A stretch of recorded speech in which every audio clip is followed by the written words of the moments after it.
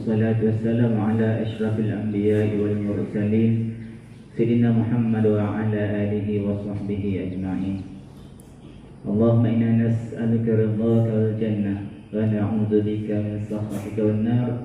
اللهم اغفر لنا ذنوبنا ولوالدينا وارحمهما كما ربيانا صغارا ولجميع المسلمين والمسلمات والمؤمنين والمؤمنات الأحياء منهم والأموات برحمتك يا أرحم الراحمين. اللهم اجعل هذا جمعنا جمعا مرحوما وتفرقا معصوما. ربنا عليك توكلنا وإليك أنبنا وإليك المصير. ربنا آتنا في الدنيا حسنة وفي الآخرة حسنة وقنا عذاب النار.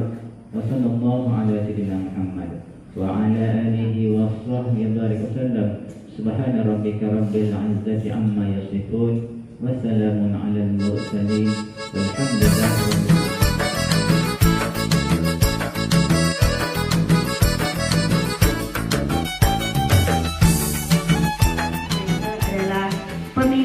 Pemimpin kecil sekolah.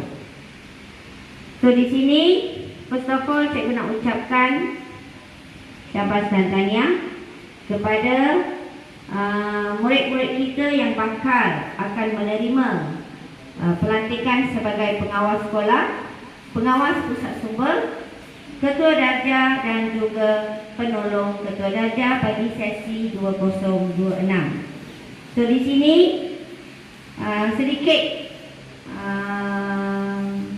kita kira nasihatlah, okey, kepada pemimpin-pemimpin kecil sekolah kita ini supaya dapatlah menerima lantikan ini, amanah yang diberikan kepada kamu dengan penuh rasa tanggungjawab. Samping itu juga jadilah murid yang cemerlang dari segi akademik dan juga dari segi sasiah dan juga akhlak.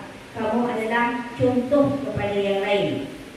Okey, so saya dengan sini sekali lagi ingin juga merakamkan penghargaan terima kasih kepada Tuan Kopral kerana dapat menghadirkan diri pada pagi ini, dan juga